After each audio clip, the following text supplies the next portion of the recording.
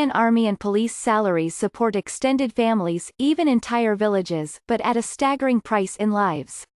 Some worry that peace could have its own cost.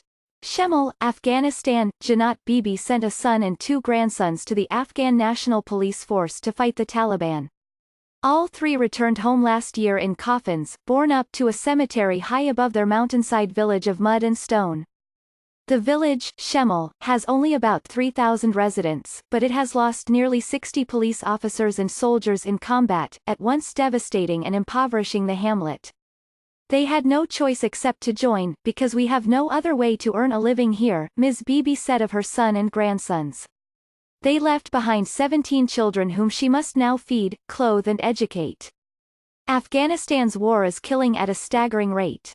President Ashraf Ghani said in January that 45,000 soldiers and police officers had died in combat since late 2014. In recent months, the pace has been 30 to 40 deaths a day, a toll that one senior American commander described to Congress as not sustainable. In a country that has endured 40 years of war, each death is a fresh blow to families and communities that have already borne too much. That is one reason for heightened interest in peace talks between the United States and the Taliban that for some have raised hopes for an end to war, or at least for an interlude of peace. Taliban delegates are meeting with American negotiators in Qatar this week.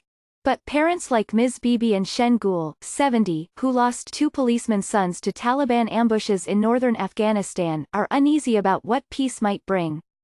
Mostly, they fear that a deal might bring the Taliban into government, putting a hated enemy of their families into power.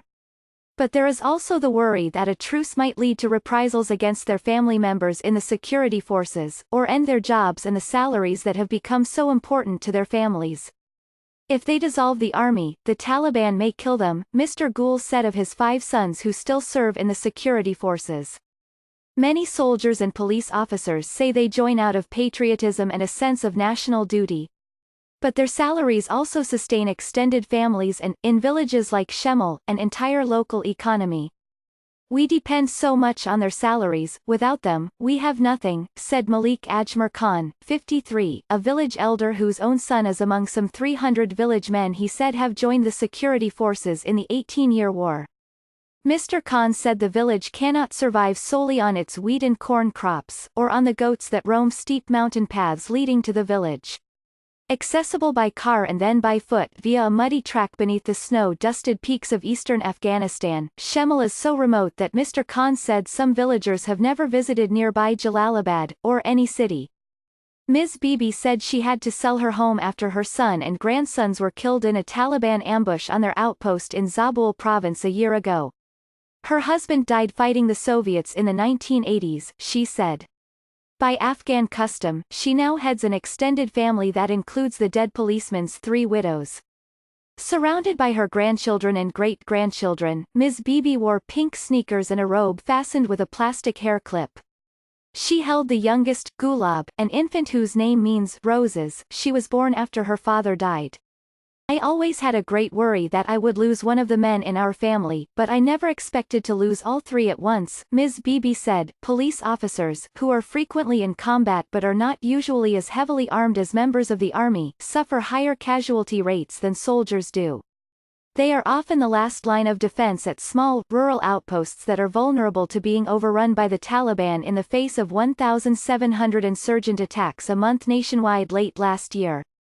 Despite the escalating body count, military and police jobs are still prized. Police recruiters in the home provinces of Ms. Bibi and Mr. Gul said they had more volunteers than they could accommodate. Farid Khan, a police spokesman in Nangarhar province, which includes Shemal, said hundreds of recruits are waiting their turns to join units. Most formations stay at or near full strength because of the backlog of volunteers, he said. Army recruiting totals in Kunduz province have doubled since last year, to 300 to 400 a month, said Kal. Abdul Qadir, head of army recruiting there. He said an economic crisis in neighboring Iran has prompted Afghans to stop looking for work there and apply to the army instead. There are no other job opportunities, Colonel Qadir said, but overall, there are still problems with inflated personnel counts in both the army and the police. Officials say they are trying to crack down on misreporting by commanders who sometimes create ghost soldiers in their units in order to skim the salaries. And the horribly high casualty rate, coupled with a continuing but hushed problem with desertion, creates a constant struggle to train wave after wave of new recruits. A report last month by the Special Inspector General for Afghanistan Reconstruction said reported security force strength dropped by nearly 4,000 troops last year, the lowest level since January 2015. Starting police officers earn about $155 a month, according to the Afghan Ministry of Interior. Ms. Beeb's son, Mahmoud Jan, and one grandson, Gulab, had served 10 years, and the other grandson, Sekandar, served 3.